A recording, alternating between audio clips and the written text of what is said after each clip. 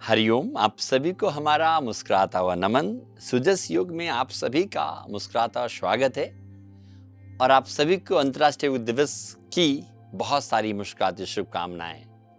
प्यारे मित्रों, आज के एपिसोड में हम बात करेंगे कपालभाति के बारे में। हम पिछले कुछ दिनों से कुछ आसनों के बारे में हमने चर्चा किया, कुछ प्राणायाम के बारे में चर्चा किया, लेकिन प्राणायाम हमारे जीवन में बहुत महत्वपूर्ण है। तो आज हम बात करने वाले हैं कपालभाति के बारे में।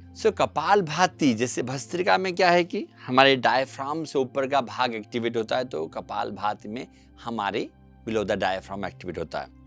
तो एक बार मैं आपको करके दिखाऊंगा, फिर उसको हम अच्छी तरह से समझेंगे। जब हम कपालभाति की बात करते हैं तो आपने देखा होगा बहुत सारे आजकल तो, क्योंकि योग का परचम पूरे वर्ल्ड में फैल रहा है और कपालभाति से सभी वाकिफ भी होंगे, है ना, सब लोग जानते भी होंगे। कपाल का मतलब होता है हमारा ललाट और भाति का मतलब होता है भांति भांति के लोग नहीं, माजना। हम कपालभाति करते हैं तो हमारे चेहरे पर, स्पेशली हमारे ललाट में चमक आता है। तो ऐसा क्यों आता है उस बारे में भी समझेंगे। उससे पहले थोड़ा सा हम अभ्यास कर देते हैं। किसी भी मुद्रा में आप बहुत अच्छा है, अगर पद्मासन लगा सकते हैं, नहीं लगा सकते हैं कोई बात नहीं है। हम अर्ध पद्मासन या आलती पालती मार के बैठना, हमारे योग की भाषा में बोलते हैं सुखासन, सुखपूर्वक बैठना। फिर भी आपको अगर हो सकता है कमर में दर्द हो या नीचे नहीं बैठा जाता, तो आप इसे हाइट, मसनद, तकिया या कुर्सी या सोफे, हार्ड वाले सोफे की ओर बैठ के भी हम कर सकते हैं। हाथों को किसी भी मुद्रा में आप रख सकते हैं। जब ज्ञान मुद्रा बहुत अच्छा है, इस प्रकार से ज्ञान मुद्रा में रखें। बैकबोन को सीधा रखें। मैंने आपको कहा था कि जब हम बैठें तो कैसे बैठना चाहिए। इक्वल वेट बटक्स में होना चाहिए, पेट अंदर होना चाहिए, छाती फुला हुआ होना चाहिए और बैकबोन हमारा सीधा होना चाहिए। ये सब चर्चाएं हम कर चुके हैं। तो हम लोग ज्ञान मुद्रा में बैठेंगे और श्वास को फोर्सफुली निकालना, और जैसे ही हम श्वास को बाहर निकालेंगे हमारा पेट ज्यादा से ज्यादा अंदर जाएगा। एक बार ध्यान से सभी प्यारे भाई बंधु देख लें और माताएं देख लें, उसके बाद हम इस पे चर्चा करेंगे।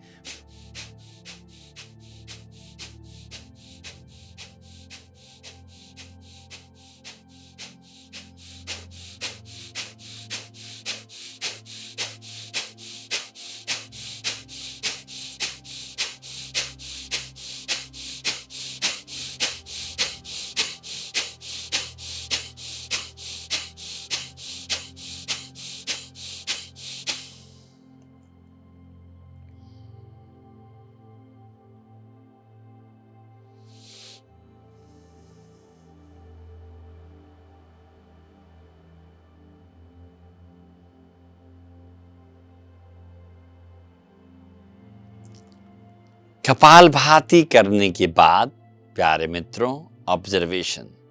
तो मैंने आपको थोड़ा सा झलक दिखलाया। क्या दिखलाया? इसमें क्या इंपॉर्टेंट है, जैसे ही आपने बाहर श्वास को निकाला वैसे ही हमारा पेट अंदर चला गया, फिर अपने आप बाहर आता है। इसे प्राणायाम भी बोलते हैं और इसे षटक्रम के हिसाब से श्वसन शुद्धि क्रिया भी बोलते हैं। श्वसन शुद्धि क्रिया मतलब हमारे श्वास को शुद्ध करने वाली क्रिया है। तो प्यारे मित्रों, इसमें श्वास का निकालना एक्टिव होता है और श्वास का लेना अनएक्टिव। मतलब आपने निकाला, अपने आप श्वास आ गया, अनएक्टिव होता है।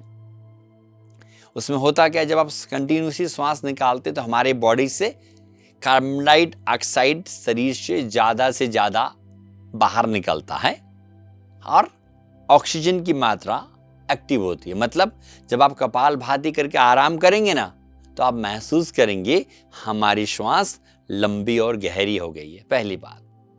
दूसरी बात, जब हम कपालभाति करते हैं तो ब्लड हमारा गर्म होता है, सर्कुलेशन में इजी होता है, तो रक्त कहीं एक जगह तो बैठा नहीं रहता ना।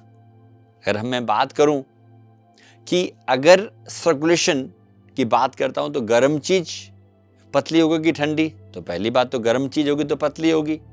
और दूसरी बात, जब हम सर्कुलेशन की बात करते हैं तो क्या होगा, गर्म पतला चीज जल्दी सर्कुलेट करेगा कि गाढ़ा?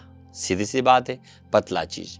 जब हम कपालभाति करते हैं तो हमारे बॉडी में वार्मनेस आता है, गर्माहट आती है, हमारा रक्त भी गर्म होता है और सर्कुलेशन इजीली होती है और सर्कुलेशन हमारे पूरे शरीर में होता है।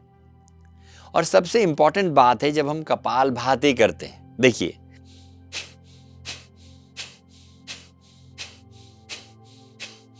इस प्रकार से, इसका मतलब है पेट के सारे अंगों का मसाज होता है। क्या होता है? मसाज, ताकि वे सारे ऑर्गन्स अपना काम प्रॉपर करें। अगर हमारे पेट के सारे ऑर्गन्स अपना काम प्रॉपर करेंगे तो व्हाट विल हैपन? उससे संबंधित समस्याएं जैसे गैस्ट्रिक, एसिडिटी, कॉन्स्टिपेशन, इंडाइजेशन जैसी समस्याओं के लिए बहुत लाभ देने वाला है।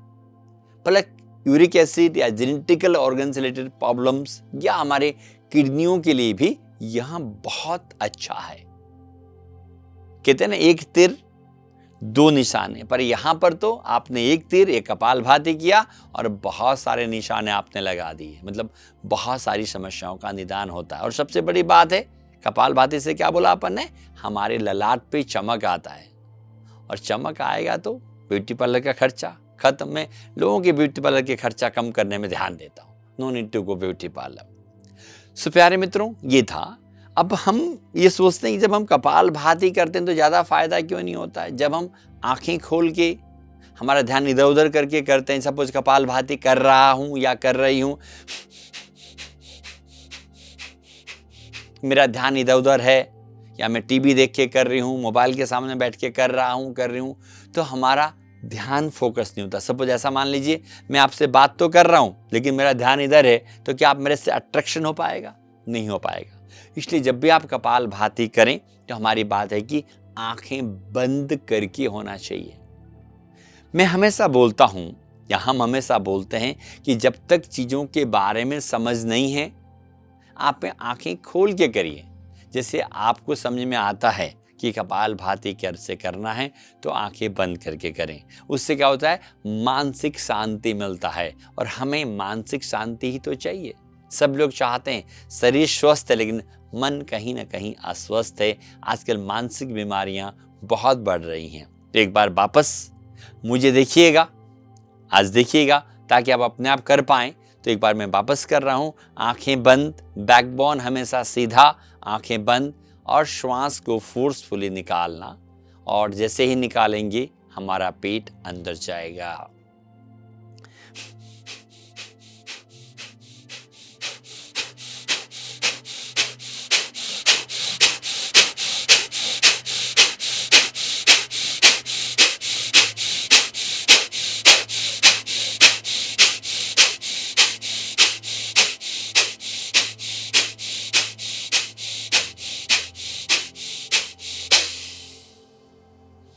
पूरा श्वास निकालकर आंखों को बंद रखकर महसूस करना, इस प्राणायाम को करने से पहले, करने के बाद क्या तब्दीलियां, what's kind of changes going on in our mind, in our body, हमारे तन और मन में क्या बदलाव हुआ, उसे देखना। प्यारे मित्रों, मैंने कहा कि अगर आप आंखें बंद करके नहीं करेंगे उतना इफेक्ट नहीं आएगा। तो कपालभाति का मतलब हमें समझ में आया, कैसे करना चाहिए वो समझ में आया। अब कितना देर करना चाहिए, दैट्स वेरी इंपॉर्टेंट, है ना। कम से कम 4 मिनट करना, 1 मिनट ऑब्जर्वेशन। कितना हुआ? एक सामान्य आदमी के लिए 4 मिनट सफिशिएंट है, और 1 मिनट ऑब्जर्वेशन। तो आप सभी से कहूंगा कि रोज 5 मिनट कपालभाति और 5 मिनट भस्त्रिका के बारे में हम पहले ही चर्चा कर चुके हैं। तो कितना देर करना है? 5 मिनट, और कहीं भी आप कर सकते हैं। और इसको करने के फायदे मैं आपसे चर्चा कर चुका हूं। पेट से संबंधित सभी समस्याओं के लिए यह बहुत ही फायदेमंद है, लाभदायक है। और सबसे महत्वपूर्ण बात, किसको करना चाहिए और किसको नहीं करना चाहिए। तो ध्यान से सुनिएगा, प्रिकॉशंस वाली बात। जिन्हें भी लाइक प्रेग्नेंट वुमेन्स हैं, पेट में अल्सर है, हर्निया है, या ड्यूरिंग मेंस्ट्रुअल साइकिल, जो हमारी माताओं बहनों के जो साइकिल है उस दौरान, या जब ब्लीडिंग हो रही है या कोई ऑपरेशन हुआ बिफोर 4 मंथ, इस प्राणायाम को नहीं करना चाहिए। ये सब अवॉइड करें और बाकी सब बिंदास होकर करें। कितना देर? कम से कम 4 मिनट करना, 1 मिनट ऑब्जर्वेशन। ये बहुत ही अद्भुत क्रिया है, अद्भुत प्राणायाम है। क्रिया इसलिए बोल रहा हूँ कि इसको श्वसन शुद्ध क्रिया में भी लिया जाता है, और क्योंकि ब्रीदिंग टेक्निक से इसलिए प्राणायाम है। कपालभाति प्राणायाम करें, आप स्वस्थ रहें, मस्त रहें, आनंदित रहें, और लोगों को भी आनंदित करने के लिए जो वीडियो है, जो आपका हमारा वार्तालाप है, ज़्यादा से ज़्यादा लोगों तक शेयर करें ताकि सभी इसका लुत्फ उठा पाएं। आप सभी का बहुत बहुत आभार। आप सब खुश रहें, मस्त रहें और आनंदित रहें, और आनंदित रहने के लिए योग का नियमित अभ्यास करें। इसी के साथ आज हम विदा लेते हैं। कल एक नए एपिसोड, एक नए टॉपिक के साथ हम बात करेंगे। तब तक के लिए आप सभी को हमारा मुस्कुराता हुआ नमन।